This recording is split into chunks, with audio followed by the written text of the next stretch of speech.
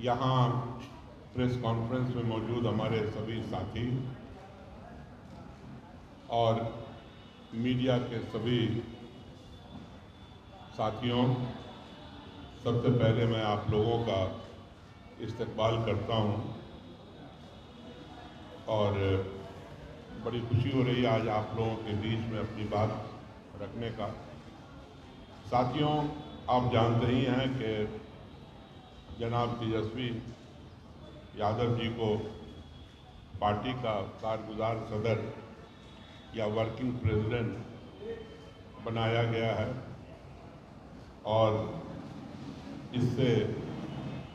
पूरे बिहार में राजद के साथियों में बड़ी खुशी है और वही खुशी राजद के का जो मेन वोटर है, जो लगातार जब से लालू प्रसाद जी ने बागडोर संभाला है जनता दल पार्टी की हैसियत से या फिर आज राजद की हैसियत से, आप जानते ही हैं कि जो वोट इंडिया गठबंधन या राजद को मिलता है उसमें अल्पसंख्यक का जो सहयोग है वो सबसे बड़ा होता है और उसकी वजह है कि लालू जी पर पूरा विश्वास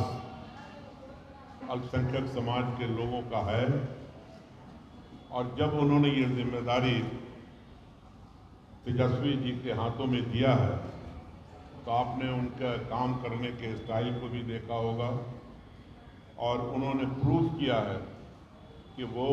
जो राजद ने अपना रास्ता चुना है सेकुलरिज्म का, उस पर पक्के उतरे हैं। तो हम लोगों ने फैसला किया कि अल्पसंख्यक की तरफ से उनका एक अभिनंदन प्रोग्राम रखा जाए, एक इस्तकबालिया रखा जाए और श्री कृष्ण मेमोरियल हॉल में 11 तारीख को 11 बजे पूरे बिहार से लोग जमा होंगे और उनका इस्तकबाल करेंगे। मैं इसकी तैयारी के लिए खुद भागलपुर, पूर्णिया, किशनगंज, कटिहार, अररिया, सीवान, मोतिहारी, बेतिया, सीतामढ़ी,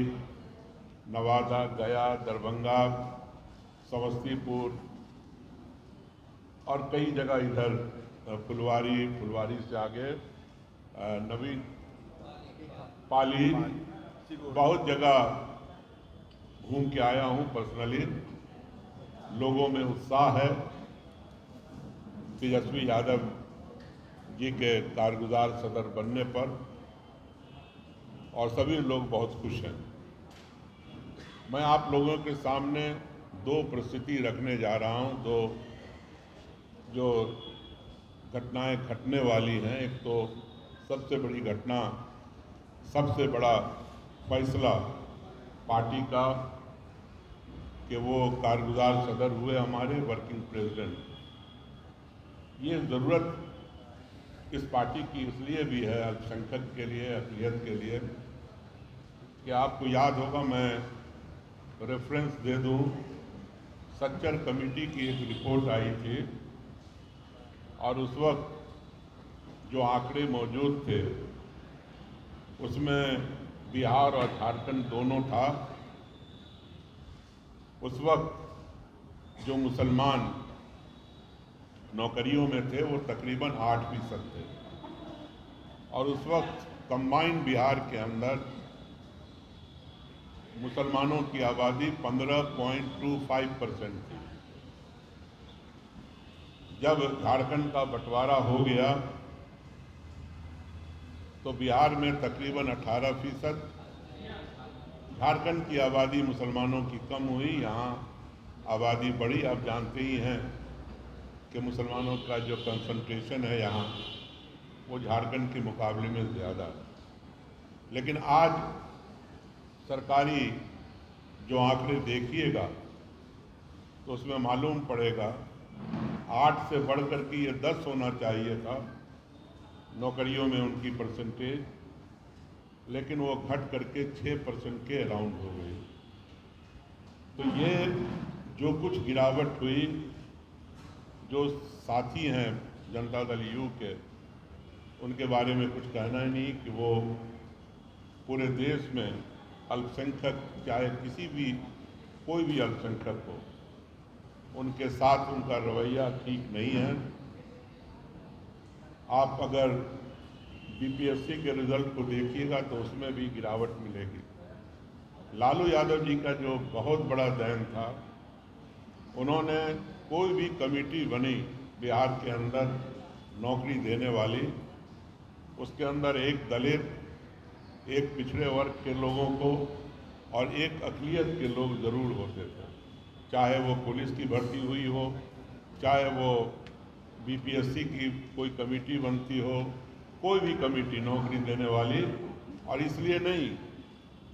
कि वो किसी जो लायक नहीं थे उसको नौकरी देते थे, बल्कि बेईमानी के चांसेस ख़त्म हो जाते थे। आज जो सिस्टम है बिहार के अंदर, ये नौकरी घटती जा रही है, और जहाँ बेचैनी है मुसलमानों के अंदर और दूसरे अक़लियत के अंदर कि मुझे मौका नहीं मिल रहा, इसलिए एक बिहार के अंदर जो तेजस्वी जी हुए हैं, मुझे उम्मीद है कि लालू जी के बताए हुए रास्ते पर वो चलेंगे और चल भी रहे हैं। तो आगे अल्पसंख्यक को, जो भी अक़लियत के लोग हैं, और अक़लियत का मतलब सिर्फ अकेला मुसलमान नहीं है,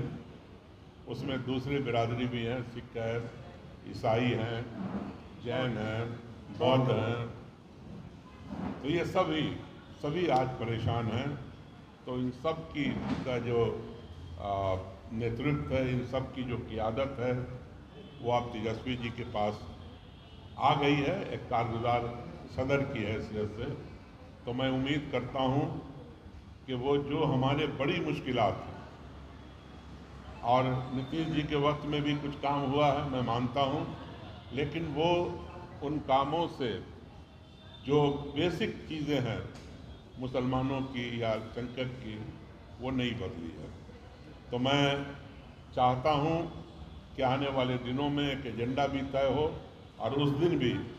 हम लोग चाहेंगे कि वो आगे उनके मन में क्या है, हम लोग क्या चाहते हैं, वो सारी बातों को वहाँ रखेंगे। साथियों, एक दूसरा जो बड़ा